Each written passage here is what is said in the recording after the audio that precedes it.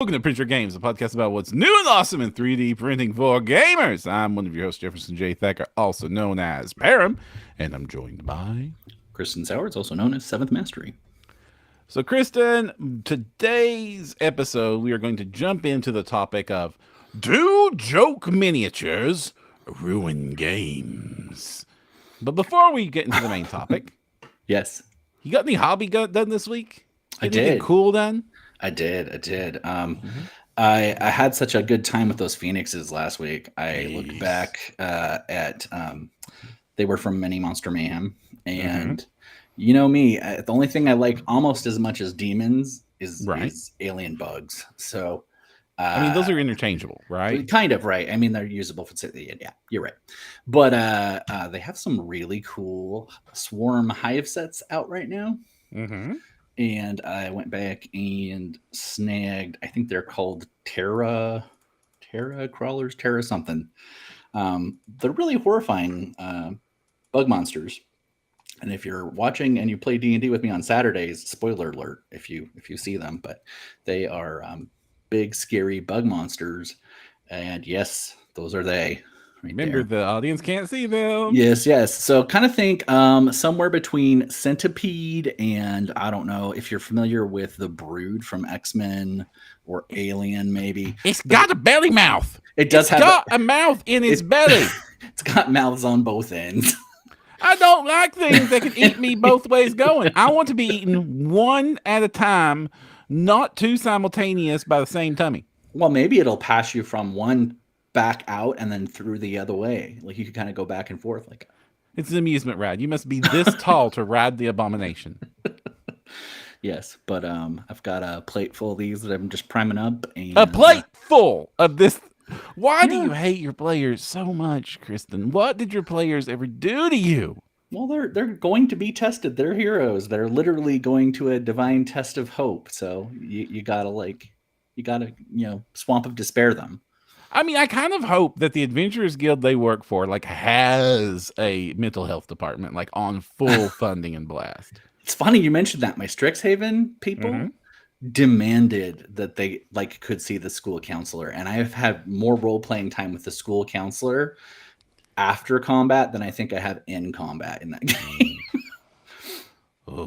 So for me, I have been doing a lot of printing, getting ready to do some Grimdark Future, mostly to break up the painting from lots of very cool fantasy stuff to getting some sci-fi stuff painted.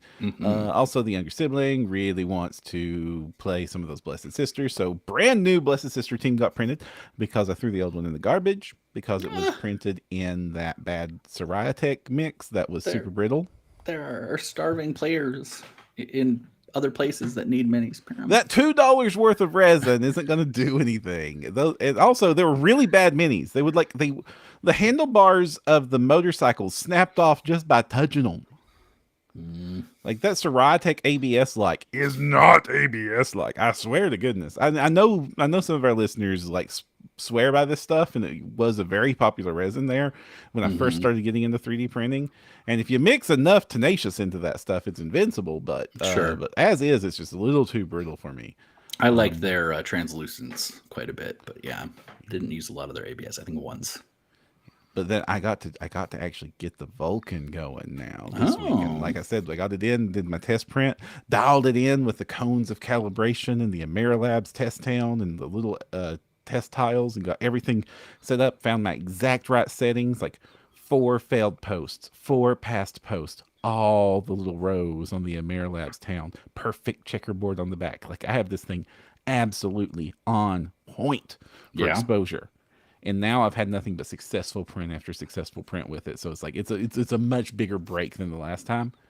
And this Vulcan resin from Atlas 3D Support Solutions, and disclaimer, they sent this to me for free to try out. So letting you know, it's glorious. It is absolutely. Is this the stuff that was really thin? This is not. No, that was the ABS 2. Okay. From Elgu, and we still haven't figured that stuff out. Yikes. It's I don't know what they're doing with that. It's weird. Stay away from it for now. Okay. If you don't have one of these new super fast printers, probably maybe not look at that one. But this Vulcan stuff, it is actually a little bit thinner than traditional resin. That is true, but that wasn't the super thin stuff. Looks pretty crisp though. Yeah, it's amazingly crisp on the details. Very low exposure time to get this out, but like absolutely perfect prints, no fails. And it's not as durable as a Tenacious Mix, but it is fairly durable. Like I was able to break this sword at the handle, but I wasn't able to snap the sword at the blade. So like it found the weak point on the model, and that's where it broke. And it's got some give to it. Like if you can see, if for those of you watching, like I'm able to give it some give and bend. So this got a little bit of bounce. And this was just no Tenacious at all. No, this is just pure out of the bottle. I haven't. I'm going to do some experiments with some Tenacious blends of it. But as is, it's pretty durable. It's not super durable. It's not like my little green stuff, my little green Elegoo ABS Tenacious Mix that I can bounce off asphalt. This will shatter from a table drop. Well, it'll probably break a sword on a table drop. The mini's not going to shatter into 1,000 pieces, but extraneous pointy things will probably break off if you drop it on the table. Huh? Yeah, and that is a Puppets War mini, right? So yeah, this is the Puppets War for the listeners. Night Striker, which is like a really cool kit. And I was building up a Prime Brothers list for 1-page rules. Okay. But that could also substitute in for like a Dark Angels list if I was going to play some 40K. Right. So that'd be like a power sword that he's got. Yeah, like a power sword and a big old shield and like lots of cool gothic armor and a hood and like one of those purity seal things hanging off of his armor. But the thing with the Puppets War minis is they do not lend themselves well to pre-combining. No. They do not. And one of the reasons is that Puppets War designed a lot of their models, they also sell physically. Right. So a lot of their stuff is like designed to later be on the physical release. And so they're in a billion parts. And like the old school Games Workshop Citadel minis, you bought a group of Space Marines and it's got like a whole row full of arms and here's torsos and stuff like that. And Puppets War puts little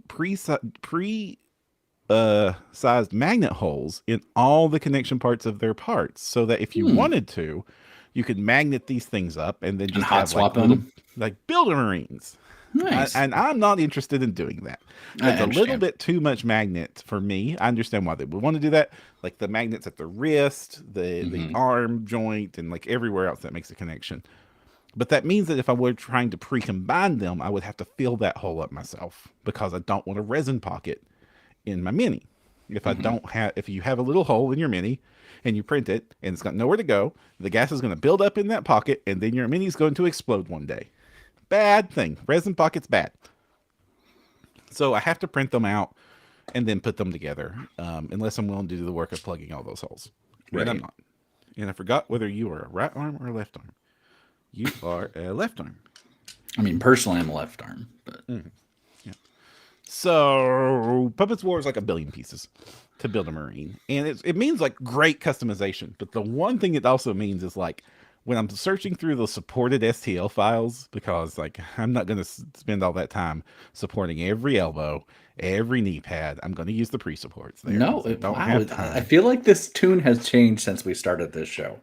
I'm going to do custom supports for a lot of things, but if I'm not going to spend an hour doing my own supports on every part that makes up a Marine.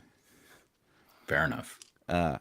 So the one that always gets me is the arms, because like just glancing at like the thing wrapped up in supports, like I don't know like what the shoulder is pointing at and then where the elbow is pointing, and there's like a billion variations, and you need to whatever like pose you want the model in, you have to pick the right arm to go onto the slots.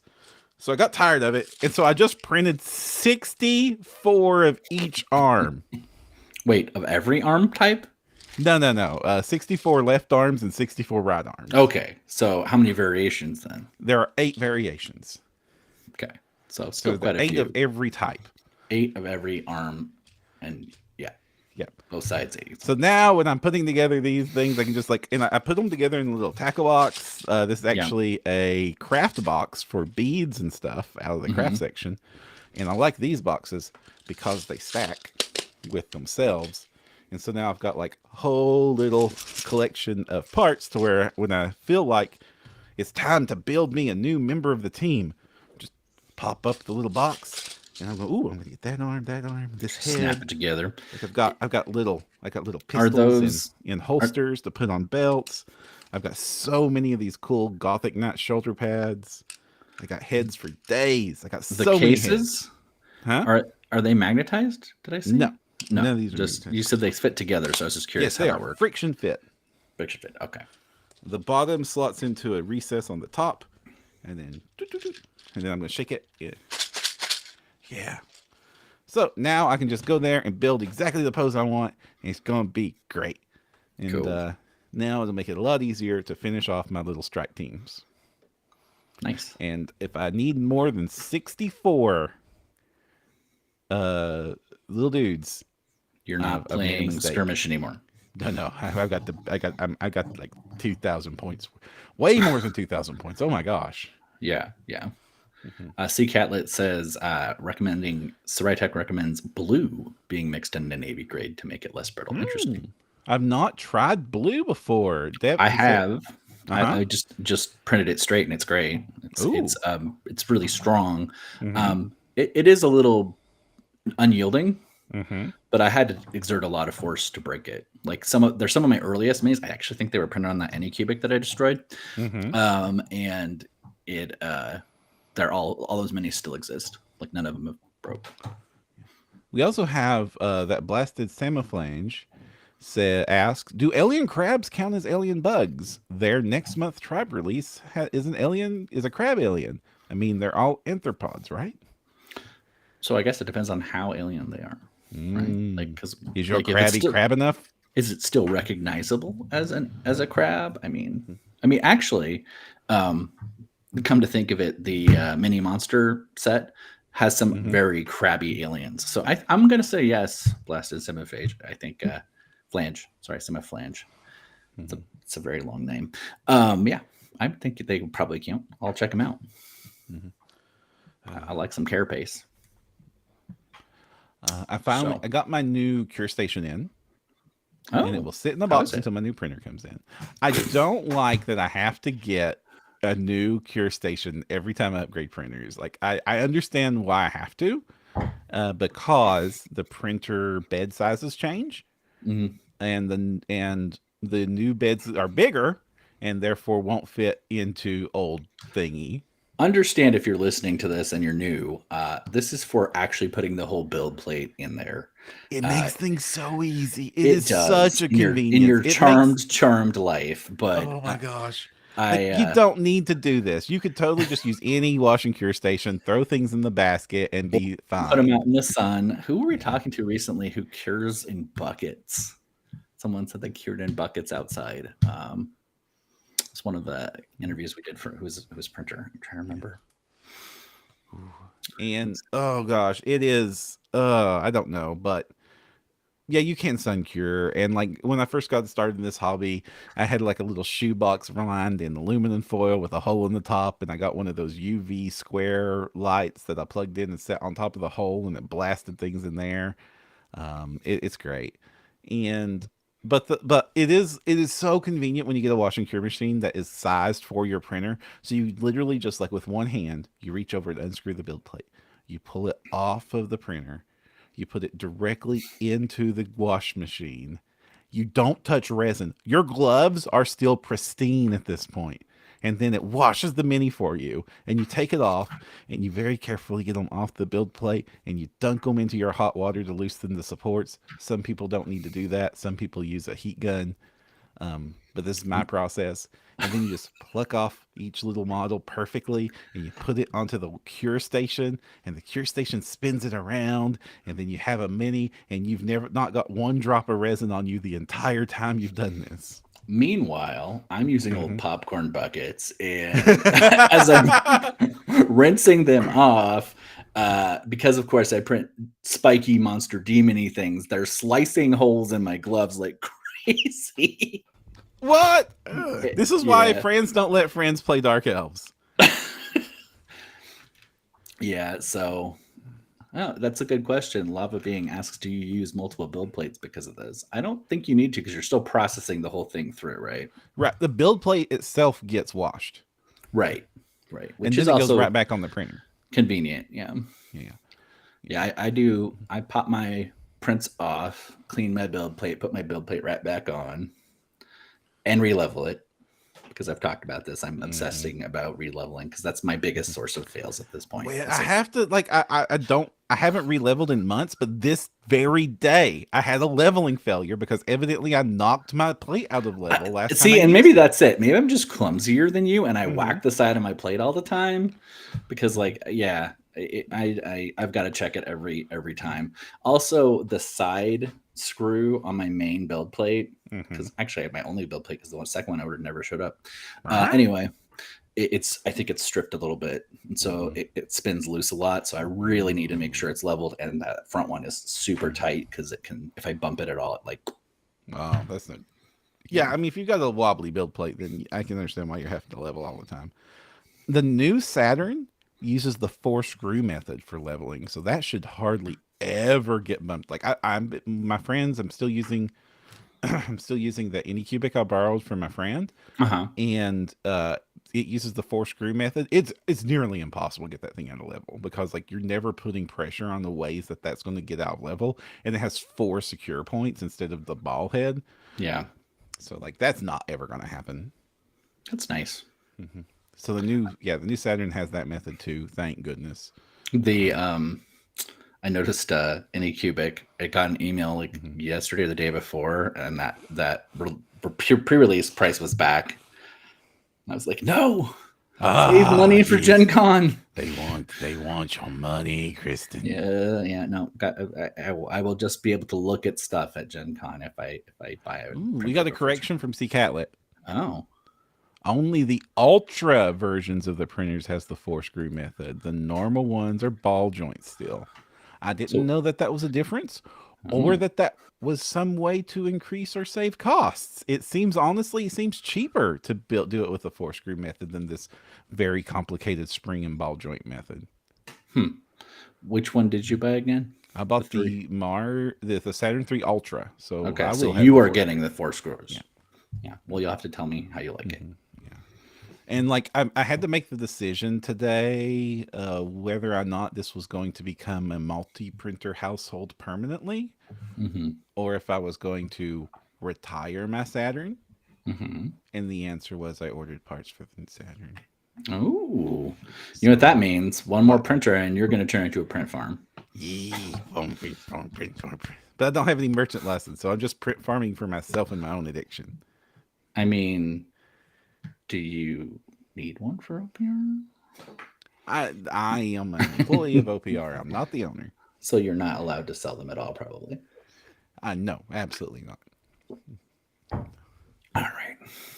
Like the extent of extra permissions I get there are like I give things away at conventions. Oh, don't dip in the side well then. That would probably be a bad idea. Yeah. Ooh gosh. So speaking of silly things to do, like get yourself fired for selling minis that you're not allowed to sell. Playing games with silly miniatures, with joke miniatures. That the topic at hand that you suggested.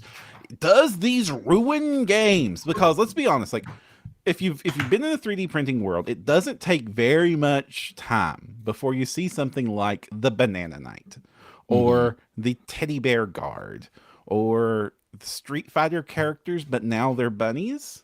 Yeah, or sure. This soldier person sure looks a whole lot like Samuel L. Jackson for some reason. Or an adventurer who's clearly Princess Peach going to rescue Mario. Yes. So we're talking about are joke minis or parody minis, and they come in. There's different varieties. There's different levels, but the ultimate thing is like, do they ruin games? And some of you might be asking, like, how does a miniature ruin a game? And the truth is like some people do get a little bit tilted if you show up to your wargaming table. We're here to play Kings of War in this tournament, and I brought my army. It will wreak doom on the battlefield. It is the Peep Empire. And it is like a whole bunch of peeps decked out in medieval war gear, ranked up on build plates, ready to slam face with your meticulously painted orc army. Yeah. Like if you're, or like a serious, I mean, I used to work in a game store, right? Mm-hmm. And it was like a big deal. Like people were really hardcore about it. And I remember the first time someone brought in like a pastel pink Space Marines chapter. Uh-huh. There was quite a bit of whatever, but I was like, you know what? It's painted. Yours isn't. Like, that's fair. Honestly, if regardless of theming, if your stuff looks good and you put effort into it and it looks awesome, like I've seen a really awesome, terrifying Night Stalkers army. Now, Night Stalkers is an army in Kings of War that is all about, they appear as whatever their target's worst nightmare is. That's their gimmick. So somebody took the Night Stalker models and then resculpted them and made them look like evil clowns and like an evil circus. And like the dark portal was a big, big top opening up with demons pouring out of it. And like a really cool theme. And it looked awesome. And yeah, it was a bit of a joke, but it was such a cool execution of the joke that nobody had a problem with it. Yeah, and I do think that's part of it, right? That execution. Like going to the RPG side of things, your old podcast partner Ryan. Yes. I was at PaizoCon and we were playing Pathfinder at the time, but it would have been the same if it was D&D. And you know, he had a little alchemist who was shooting little fireballs and drinking potions to jump and get resistance. And it became very clearly that we were playing with Mario. Right. It was Mario. His name was It's-a-Me. And I remember It's-a-Me. And that It's-a-Me's a fun character to play with. Was super effective, well built, tactically sound, like great party member, spot on, had a great little mini, you know, like, and yeah, it was a joke and it was funny. But in organized play where we're only seeing each other for like a session or two, it was fine. And it kind of won me over because I used to be that edgelord, right? I used to like show up and want my Gene Stealers to nom some Space Marines, and I wanted them to be like ultramarine blue so I could, properly visualize their spattered entrails. But no, I don't think it matters really if it's done well. I think that's the thing that matters. Does it show care to me? I don't know. Maybe you disagree. So like to get the devil's advocate out here, and the devil doesn't need many advocates, but I can understand in certain situations why it wouldn't be welcome. But Sure. I would say like the situations where it's not welcome is much smaller than the situations where it is. But like, let's say that like we're in RPGs especially, like that's where things could get derailed. At Pathfinder Society, that the society itself is filled with referential joke humor all the time, and Drindle Dring is an experience that needs to be seen. But and yes, I added for some Mr. odd Cheddars. reason, That was my particular contribution to Pathfinder Society. let's not forget that the first two seasons, if you were Cheliak's faction in Pathfinder Society, half the missions were finding weird random sex toys for the dominatrix leader.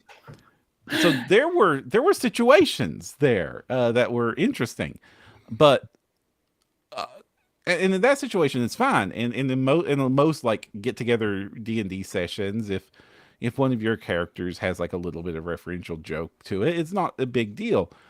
But where it does start to become a problem is if like we're here to do something a bit more serious and explore like a certain emotional theme, or especially with horror games. Horror games, this is like that's the one I was pinnacle thinking, of the like, problem. like Like it Curse of applies to Strahd. other situations, but like, hey, we're here to do like an actual horror game, and that means setting the mood and the tone, and it's really hard to do. And one of the things we run to when we want to have the pressure valve released when we're getting scared is, as humans, we go to humor to relieve the stress of being scared. And you have to really fight against that if you're trying to get this like really certain moods with horror and actually make it terrifying and tense and like get the story, because it is so fragile. Like even just a couple of one-liners at a tense moment is enough to completely deflate all the work the game masters and other players have been doing to try to build that emotional tension. Right. And you Right. want to, you desperately want to, because it's uncomfortable, but you're there for that uncomfort. In that case is what you signed up for. And that's a situation where we talk about consent in gaming a lot of times, and that means the other way around. In certain situations, you're violating the consent of the table when you ruin that mood that everybody else was working really hard to establish because you got uncomfortable and therefore you made a Scooby-Doo reference. Yeah. I totally understand that. And I think that's probably the difference for me with like a war game situation, because again, it's more of like a 1 or 2 times conflict, and this is your regular play group. Yeah. Like and again, that can totally change. Like if I'm just like slamming minis at a table in my casual get together on game night or a tournament or whatever, then it's fine. Yeah, bring the peep army. But like let's say we're doing a campaign and like we're Sure. trying to build this storyline and we're doing it, or like especially like historical campaigns, like they're doing like those people like care about making sure that Napoleon's pants are the right color blue and the buttons are the correct number on the coat. Yeah. If you bring freaking Gandalf in a SS uniform to be like a joke character Yikes. hidden on the side, that's a problem. You've For broken multiple the mood. reasons. Yeah, it is a problem to have. Yeah, Ian McKellen would not approve No. of this at all. None of Ian McKellen's characters would approve of this at all. But you get what I'm saying. Like if you bring in like the referential joke character in a thing like that, or where you're it's all about expectations and agreement and consent and what you all have agreed on with the social contract of the table. Yeah. In reading the room. So yeah, if you show up with a fun model, and let's take a look at some of the models that we went on a search for some examples of things that would be awesome, but also not quite completely serious. And you were the first one to come up with. It's like a completely normal model. Yep. That you brought to the table. It's a Primaris Sergeant, or I don't know think which so, yeah. particular model this one is. Ironically, yes. But if you look at that guy, the white armor with green trim and purple highlights, and don't immediately hear to infinity and beyond in your head, I don't know who you are. Like I'm just humming, "You've got a friend in me." The second it happened, and I saw this mini, and the very first thing I did was I went around and found the Puppets War Cowboy Sniper, and I'm like, okay, if you paint this one up as if you paint this one up as I forget the character's name in Toy Story. Woody. It's Woody. Yeah. So you got Buzz, and you can have a Woody, and then like you have a whole little kill team of. Oh, we could totally find there. a T-Rex. I think Dragon's Trapper's Lodge has a good T-Rex. So does Epic. So you could get a big green T-Rex, and you could get that like really gross pig from Bistarium, maybe. And yeah, it's like you undead rot pig. Yeah, if I show up to my Grimdark Future night or my Kill Team night, and I throw down the Toy Story crew, I'm going to get some comments and some laughs and stuff, and that's fun. That's nice. That's cool. We all have a laugh about it in a casual situation. That is wonderful. But if like this is week 11 of this super serious campaign that we've put together, and we've got this set out storyline, and everybody's been doing their best to get like everything modeled correctly for this, and then you show up with Buzz Lightyear, in that case, yeah, you kind of did ruin the game. You do the shell game where you've got the list and you already knew it was going to turn into that, but you've been slowly like subbing in the models, waiting for people to recognize it. Oh, but yeah, that would be still pretty lame. How would you suddenly do the Toy Story crew though? I don't know. Like the very second Buzz Lightyear steps out no, that would definitely rhino. be like the big final flag for me. But like I think you could probably sneak in the Woody guy and maybe have a dinosaur. Like I'd probably do it like Gamma World style dinosaur, so it has like the cyborg. And there's a couple good kits out there for like the cyborg T-Rex. And then, work up to it. Maybe do a female, like, paint it up to get, I'm forgetting the girl's name. I should know that. I've only seen that one a couple times. So. Now the But yeah. question then is though, so maybe the models do or do not ruin games, but did they ruin your monthly releases? Mm. How do you From feel about it when you're getting your monthly release, and suddenly Mini Monster Mayhem's monthly release this month is not Pokemon? Yes, it's not Pokemon or Yu-Gi-Oh. It rattled me. I'm not gonna lie. But then I dove in and looked at the sculpts, and at first, because I was just kind of eye roll, like the Charizard dragon, I think it's the was Blastoise that gives it away the most because like it, not very it, many it giant turtle monsters have cannons on its shoulders. ironically though, it was the Blastoise that won me over because when I looked at it close up, it's such a cool sculpt. And yes, it's very obvious what it is. It's just like it's obvious what the flower guy is too, the turtley. I forget what they're called. Venusaur? Yeah, Mm-hmm. that's also a pretty interesting little sculpt. And then all the Eevees. Mm-hmm.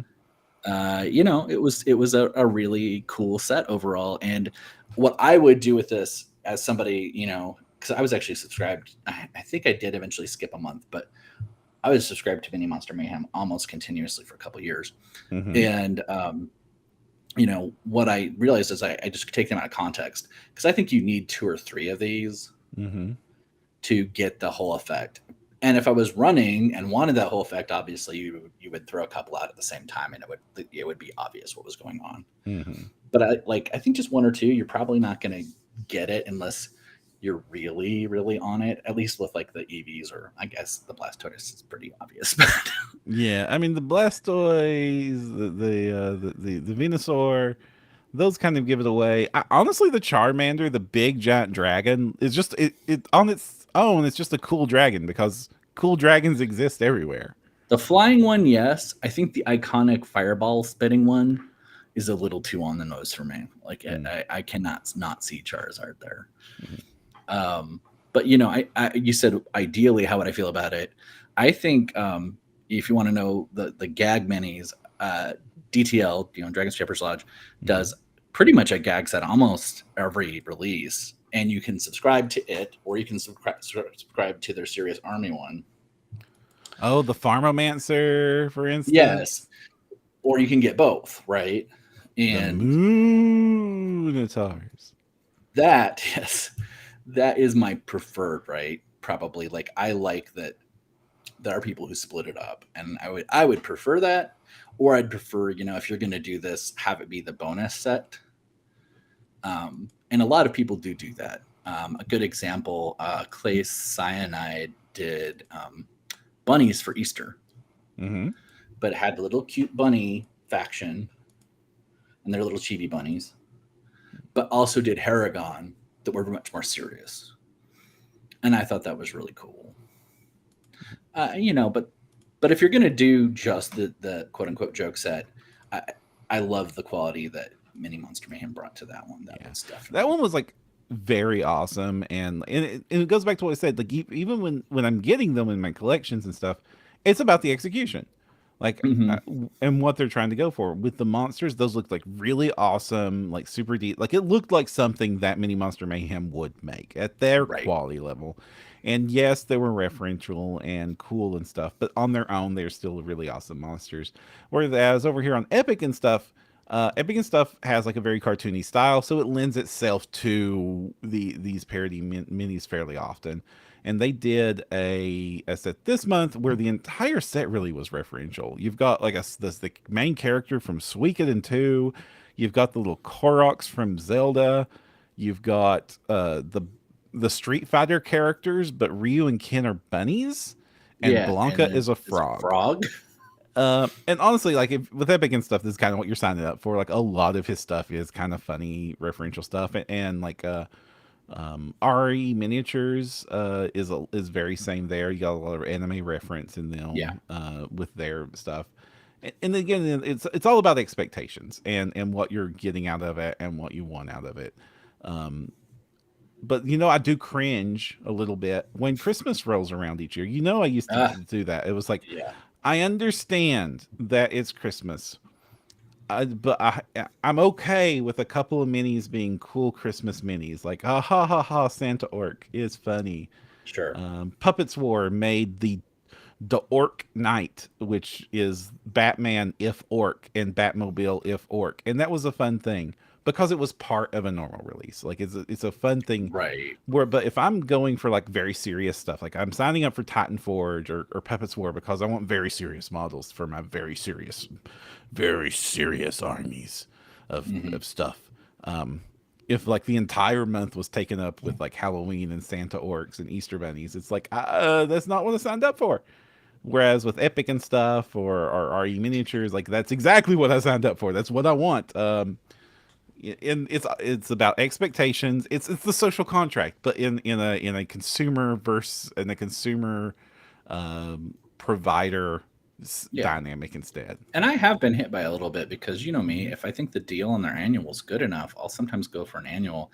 And I have like been like, oh, this whole month is a joke. Or, you know, look, I've got 3 Krampus / Christmas snowman goblins coming in.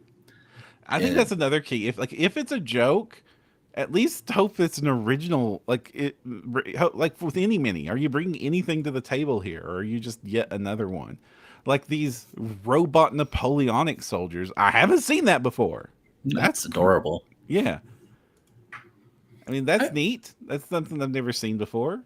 Yeah, yeah. Which creator is that? This is Flying Trap Digital. They have these really cool chibi robots, but they're all Napoleonics. Yeah, I would not build a whole that. Napoleonic line if that's what you're aiming for. And then there's Vaults miniatures. Now Vaults miniatures, a lot of their stuff is referential. So the social contract with Vaults miniatures is, hey, I'm getting joke minis. I expect it. And they did the ultimate of this, and kind of the thing that has the most danger of any of ruining games. They did the Scooby-Doo gang as a serious, semi-serious apocalypse gang. That's actually kind of adorable. Great execution of this one. Like Velma with like cat ear headset on, and Shaggy holding a shotgun, terrified to death. Like it's cool. Like they did a great job, and if I'm here for it, that's great. But like this is the epitome of like in the right situations. If I'm playing Zombicide and I throw this down on the table, great. If I'm doing Call of Cthulhu and I throw this on the table, I better have checked with the other players first. Yeah, yeah. Well, you mentioned, wasn't there a Napoleon Dynamite Zombicide sort of thing? I was not able to find it, but yeah, there was like a Napoleon Dynamite Zombie Hunter mini from a couple of years ago that was like, when you started talking about this episode, I'm like, that's exactly, like, there's a ton of these models that are just like popular culture references as miniatures that happen a lot. And that on its own can kind of pull you off, even like when it's like very well disguised. Like if you're playing, your very serious RPG and somebody puts jewels down on the table in the pose that is the iconic pose from Pulp Fiction, you're going to immediately think Pulp Fiction and not what you were doing when you were playing that game before that. It's a distraction. Like it's the reason that a lot of GMs cringe when the Monty Python quote starts flying into the tables. Yes. And you're like, please stop. We're not here to do this. We're here to do something else. Yeah, I've also noticed people sneak in like Hank the Ranger from the Dungeons and Dragons cartoon, because there's some excellent STLs out there for those characters, and some of them are aged up even. I know there's a Bobby riding a charging unicorn as an adult barbarian. But yeah, if you had the serious thing, that could run counter to the immersion at your table. Exactly. And again, it's about expectations and experiences and what you're all going for. Like for example, the D&D characters from the cartoon could have in a very different execution of the D&D movies been a bad thing to have included. They're actually a very brilliant thing, handled very well in the movie. But it's still, when they showed up, all the attention was, oh, look, it's the D&D characters.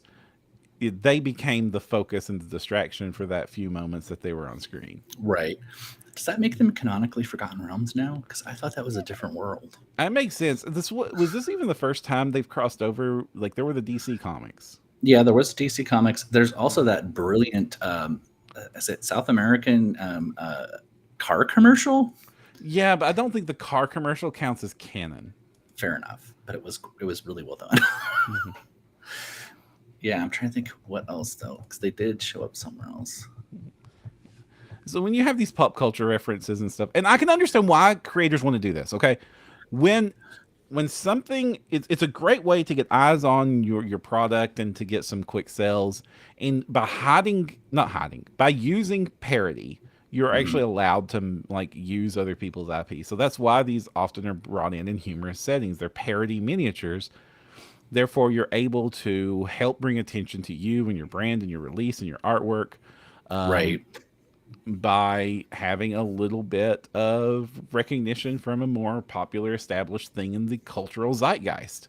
Sure. So, Even kind of meta. I mm-hmm, printed that Thundershod that Titan Forge did. mm-hmm, And I had it on my TikTok, and it was one of the most popular posts I've had for a long time, just because now there's this idea of this referential dragon from the D&D movie that's also from that Green Running, I think, contracted module Dragon Queen. Anyway, but referential, it's meta in D&D of D&D, mm-hmm, and people went nuts for it.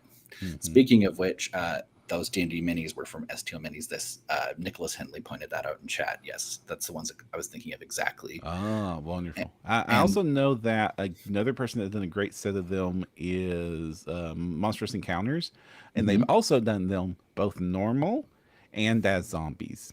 Oh, cool. Blasted Semaphage also suggested adding Pinkerton minis to D&D. That might be a little bit too on the nose, as you suggest there, Blasted. I don't know that I really want to engage in the Pinkertons.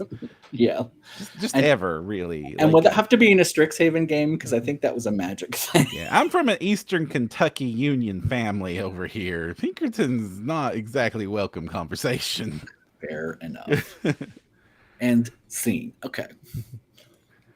Yeah. So I can get why people do this. And I think that it works best when it's a season to the Yes. mix if it's not part of your usual release. So like one or two really cool referential things, or like an alternate build of a thing that is like that makes it referential. That's cool and fun, and it's a good way to really just have fun. I have an And analogy also, too. these things also make great. Just print them to paint them, and they're not going to use them in the game models too. Like I doubt that I'm going to get many uses out of my orc Batmobile, but it's really fun to paint an orc It's Batmobile. actually exactly the way I feel about pinup minis. Mm-hmm. I think they're cool to have as an extra. There are people Mm-hmm. that love to print them and make shelf pieces of them or do a bust or whatever. Mm-hmm. But like generally speaking, very few games am I actually going to print a pinup that's, you know, some of them are would actually upset some of my players, frankly. And I think it's similar. You got to kind of read the room and know what you're dealing with. I have also printed pinups and used them as like sorceresses and whatever that were very using all of their assets in combat, so to speak. Oh boy. Okay. And the other way is I also think is very legitimate. Which is just go all in. Yeah, You yeah. go all in like the epic and stuff, or like the siblings and stuff, and it's part of your brand. Like this is the expectation. This is why people are signing up. They want these fun models. They want the referential humor. They want your take on things. They do want that as part of their release. One of my favorite mini companies right now is uh, gosh, what Capsule Minis, who is the people who do Siblings Conflict. That's one of their other names. Their Marchand Martian. Atelier is Yes, on yes. my mini factory. And another one is One Gold Piece, which is just like it's an artist side project. They work as a full time sculptor, but as a Mhm. side product, they have this little Patreon where you pay them literally $1 a month and you get a group of minis. And more times than not, those minis are going to be thinly veiled parodies or jokes. Like they did a whole undead set that are very much just the Empire from Star Wars. They Mhm. did What If the Mandalorian Was a Dwarf. They like all sorts of fun referential stuff, and it's fine. That's what I expect. It's what I signed up for, and that's also great. Yeah, The if it's your brand for Yeah, sure, just lean into it and go. the where it does throw me is one second train. That's okay. I was actually going to point out Clay Sinai did a Studio Ghibli set, but did it like unannounced, and have to give Clay Sinai credit. About halfway through that month, they added a whole nother release. They scrambled and pushed one of their other releases up, because if you're following Clay Sinai at all, it's usually mythologies of the world and factions for their war game, and that's what they do, and they've done it consistently. So suddenly this Studio Ghibli thing, which was cool if you're into that, no holds barred. It was an amazing set, but it was so different and so completely unexpected that a lot of people were peeved, and I think rightly so, because it's just not what they've done. But again, super shout out cred to them for the fact that they just scrambled and got that other release out and took care of it, right? And so it became a bonus release, and it was the right thing to do. I'm going to draw a line on one thing there, which is like, the artists can do what it, like the artists and creators, you can do what you want. Like you can make it what you want. You can take a month off to do something completely silly, or take a break and do something that you're going to find fun, or try out different directions. And that is absolutely fine. Your customers might not go for it. They might not go, but at no point in time should any customer be mean to the company or anything. Like you can vote with your wallets, and you can put, and I do recommend like if you've got want to give feedback to the creator, say, hey, this is what I'm here for, or whatever, that's fine. But do not bully a creator because they did something you didn't like. That is the lowest of the low. Well, and a lot of times, especially if they're like a single person shop, they are stressed, and a kick in the teeth at the wrong time, you might not get any minis from them ever again. Frankly. Yeah, that's fun. This whole industry is super stressful. Everybody's taking risks. Everybody's trying to do something fun.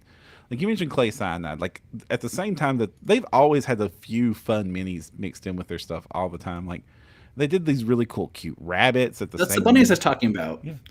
They did a full Haragon set with them though too. And I think that would have been fine, because it's still a faction. It still qualifies for their faction release. They're adorable. Right. And it's the same month that they released like a whole bunch of like this horrible monstrosity called a Boogaloo, which looks like a demon ripping its own chest open with a shark head. I have that file. Of course you do. Yeah. But I will say this, and again, this is why I think Clay Cyanide made things right. If you're going to deviate as a creator, do try to broadcast it to your people. I do not like being subbed to someone and they're running late for the month and then the joke set drops. That is upsetting to me. Yeah. It's all about managing expectations. That's all I would say on this subject. So if you're a creator listening to this, like we're not trying to bully you or tell you how to run your business, but like do communicate, manage expectations. And also like sometimes these side things are like, you can do side projects. You can run a Kickstarter. You can like, for instance, it's really common in our line of work too. Like if we were going to do something completely different than games and miniatures on these, we would boot up a different podcast or start a new YouTube channel on that theme, instead of trying to do like it would be really off kilter if like I wanted to cover all of my anime obsession on this same channel that I'm covering all my, unless they had STLs out. Yeah, there's ways to do there's ways to cross the streams, but like I wouldn't want to immediately switch to our next stream being me and you talking about our top 10 my anime lists. You would talk about like sad people reading recipe books or something, and I would be really lost because there wouldn't be any demons involved. I mean, I've got ones with demons and sad demons reading recipe books.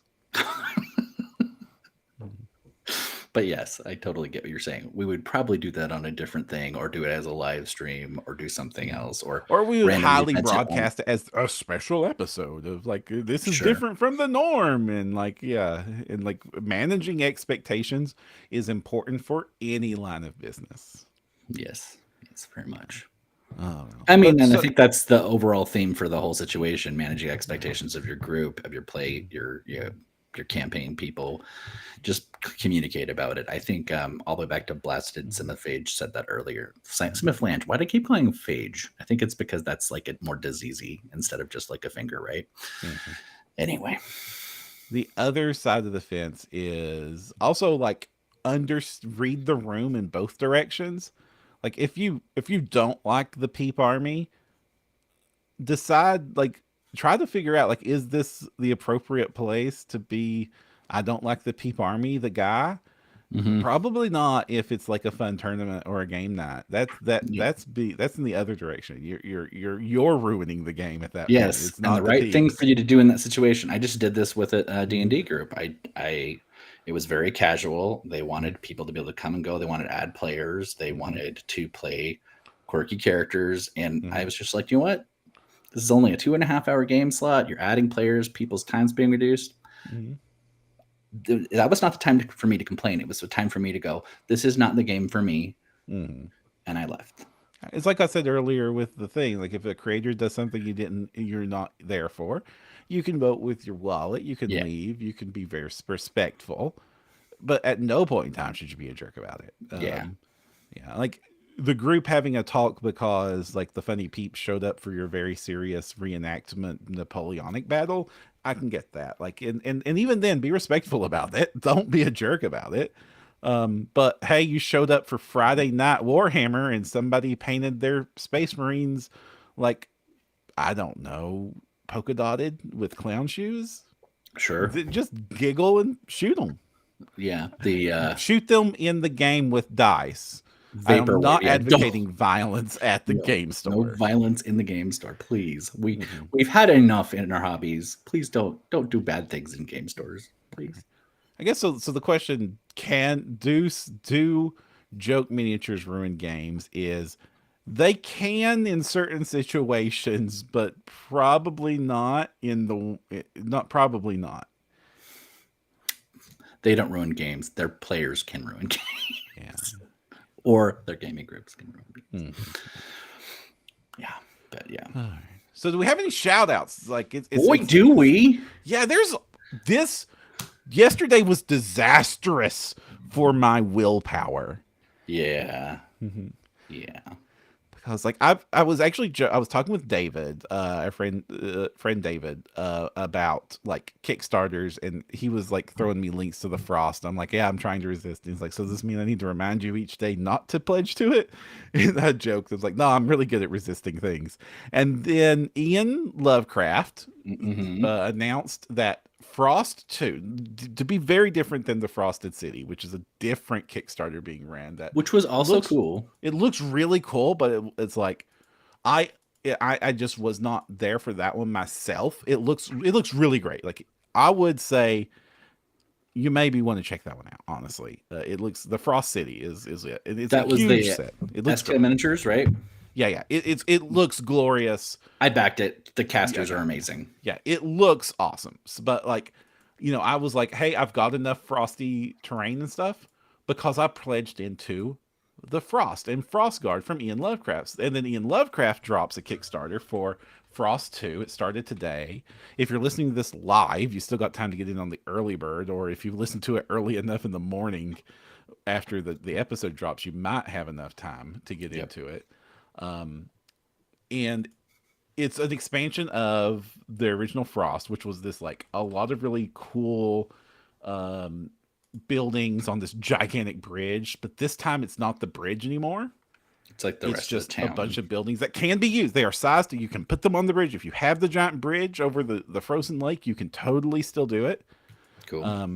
But it just looks glorious, and it matches a bunch of my buildings, and Ian Lovecraft is awesome, and their stuff print support was super great, and it matches stuff I've already gotten printed. So I pledged in. Mm-hmm.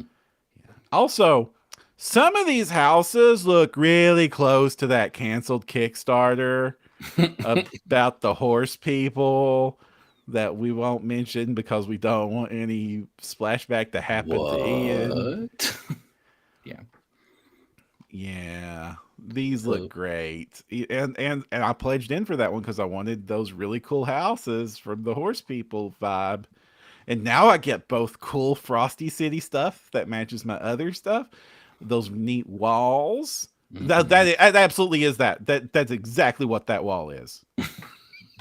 This is absolutely some For recycled not stuff from wanting to that call canceled something out, Kickstarter. you're kind of calling it out, man. Yeah, never mind. I'm gonna call it out. I'm not gonna name it because I don't want it to get canceled. But that, yeah. Right, Which I'm right. glad. I'm glad. Really cool land snicks and stuff like that. Nice towers. Really awesome miniatures. So gonna have some fun time here. And I thought, okay, yeah. Ian Lovecraft put out stuff. I pledged into it. I can't be blamed. I can't be blamed. I can't be blamed. Mm-mm. And then Artisan Guild said, hey, we see you're wanting some terrain, right? You're thinking you got terrain on the brain. But this is actually the second time they've launched this, because the first time they did it, Yeah, the ask was a little rough. Yeah, so it's the Temple of Arba, which is a brilliant set. It's an absolute brilliant set from Artisan Guild. And when they launched it, it was like $100 buy-in for the all-in, which was Yeah. just a little rough, especially because it wasn't quite meaty enough. And even I was like, I don't know. Early backing at $80, and I resisted until the early backer things expired, and then I just dropped it from my cart. Right. Because it I looks did. glorious. It looks like, first, it's finally a modular 3D printable tree set that I have been looking for. It like reminds me very much of that old Citadel Forest stuff that GW doesn't make anymore. Mm-hmm. Which, by the way, I found an unopened box in my storage building. What? Yeah. Mm. It's just like, oh look, $80 trees I didn't know I owned. And then like the ruins that they have, like it's like these forest ruins, and the ruins themselves are very smart. That it evokes that this is some sort of ancient civilization with like angles and arches and things carved into them, but it's not very specific. Right. This could be ancient elven ruins, ancient orc ruins, ancient Aztec ruins. It could be anything. They do vibe a little like Zul'jin trolls to me, a little. That they have that going for it a little bit too, but it's like it's so subtle and neutral that this could be used, and I like that. I like that this could be used for a bunch of different things, because Mhm. this is perfect for RPG gaming. Like, yeah, you could use a lot of this for like to build up some really cool wargaming terrain, like obviously, but like for role playing game terrain, there's these like little corner ruins and stuff that you can help like really Yeah, quickly you could map totally out make dungeons corridors, out there, yeah. or to just sit on a battle map to like imply where the walls are of a room. Like you throw Yep. 3 of the corners down on a room on a battle mat, and like it implies what the room looks like instantly. Mm-hmm. And it's just so subtle and great. And then they've got the lakes, and nobody makes lakes for 3D printing. And then on the cherry on top are like Artisan Guild minis, like really awesome paladin and elves and nasty hag. I love hags. I really love hag models for miniatures because I love that like evil forest fae vibe. And Nice. then like this gigantic, not a Wendigo forest ancient god thing. Yes, not a Wendigo. Mm-hmm. I was going to point out also something cool about this thing is the add-ons, Mm-hmm. because there are several Artisan Guild sets almost as cheap as they were Patreon prices, and If you do pledge not- into this, you can you get do not get that anywhere else. no. So the pledge in for the early bird is, I'm trying to figure out, is 49 for the terrain, I think, and like 50 something for. so it's 54 for everything. And I can't show the price because I bought it yeah, on but I want screen. And the normal price is 49 for the terrain, 15 for the miniatures. And if you pledge on any of those levels, then you gain access to the add-ons, which is like $15 for their lizard set, $20 for those really awesome trolls. Like, yeah, like you were saying, super great pricing on some of their older sets. And the Deepwood Alfar sets, there's like some of the best Wood Elf minis ever made. And I actually think I might be missing that one, so I think I need to go back and check. There are 2. There's Deepwood Alfar, which was the first Wood Elf set, and it has like one of the best owlbears ever made. And then they did a follow-up called Sylvan Knights, which is a little bit more heavily armored wood elves that work really well with them, and a giant awesome tree dude. Yeah. And then Elk Knights, because yes, Elk Knights are great. Yeah, I'm not sure. One of those I'm definitely missing. Maybe both. And then so like I got 1-2 punched in my willpower and pledging in on this too. And I feel bad. But shout out to those. I have often backed stuff by, I think it's technically Savant 3D. They do the Hidden Places series. They've also done a couple others. They've just launched Hidden Places 4, which is a kind of a collection of like set pieces that just look really great, like chonked down in the middle of a map, either for wargaming or for, your D&D stuff for sure. So it's a Kickstarter that's going on right now. It's got really affordable pledges, but you're right. It's terrain focused, but the terrain itself are stunning centerpieces. Like this isn't terrain that you would use all the time for everything. First, it would make like the most awesome wargaming table ever to throw a bunch of these on it. But for role playing game miniatures, like these are like stunning pieces that will be all about, like your players are going to have to talk about what they experience. Like the collapsed titan that's like rotting and half undead with its decapitated head lying to the side and its arm is a separate terrain piece. This room inside this dungeon where you have this sand statue like holding the door back, but like what's beyond that door you don't know. Your players are going to want to know what is beyond the door that this thing is trying to keep it in there. And every one of these pieces is just absolutely stunning and going to steal the show.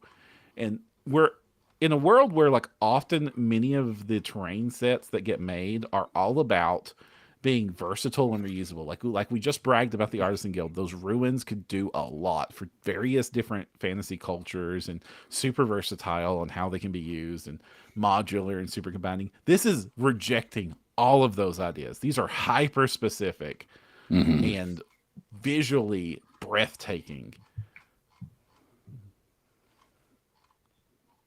There's your chopped up Titan guy. Yeah.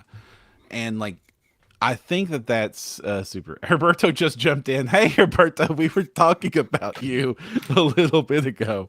Yeah. Hey, welcome. And it's fun. This is absolutely glorious. I was so happy when you showed it. So have you backed this? Are you going to print these? Yeah, actually I started trying to print the Elven City one that I got last time. So that's what I've been working on, getting figured out. Me with FDM. But this one is almost certainly going to happen, mostly for those underwater arches. And they actually did a Serpent City one that was not in this. And it looks like the sewers from the Serpent City will interact with the sewers that they did here. And so I think that's pretty cool because you can actually, the way they've built them, their support is strong enough that you can actually put the other stuff on top and actually have like a layered like surface thing with cool ancient sewers beneath it, which would be really, really amazing. Yeah. And honestly, this is also a thing that like this would not hardly work as a retail product because everything is super hyper specific and stunning and not likely to get multiple uses on the table in like a campaign style game. Like, yeah, for wargaming, yeah, these super hyper specific stuff does work as like a theme for theming of tables and stuff. But like, yeah, it would be a really hard sell. Like, hey, I want to make this very specific weird sand golem terrain room. Right. But as for 3D printing, where you just print it, and I hate to say it, but like when you're doing 3D printed stuff, it's a little more disposable. Like it's okay to spend $7 worth of filament to get that printed off, use it once, and then throw it in the closet forever, or heaven forbid, throw it away because it's taking up too much space in the game room. Well, I would see, in my instance where I do both things, print it for a set piece for a D&D game, and then move it to my wargame terrain. Because then all your players would be like, oh yeah, I remember that time we had to fight the giant sand monster that flew past that guy? Yep. Herberto also says he backed Frost 2. We were also just talking about. So yeah, but we were just talking about Frost 2, Herberto. Yeah, I also lost my will save and backed it as well. Honestly, but Lovecraft Terrain's so glorious. I'm always going to shout it out when one of them come out. They're so easy to print, so easy to paint. Love them to pieces.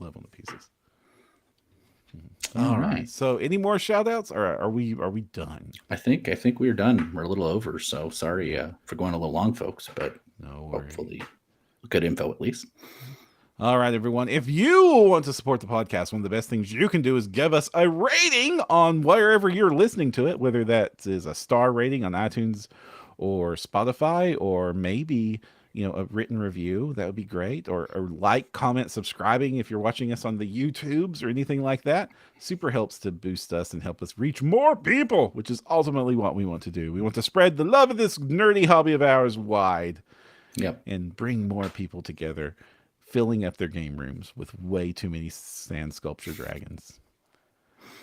If you want to find more, you can find us at printyourgames.com. We're on the socials at facebook.com/printyourgames, twitter.com/printyourgames, youtube.com/param, and of course, printyourgames.com. And until next time, I'm Jefferson J. Thacker, also known as Param.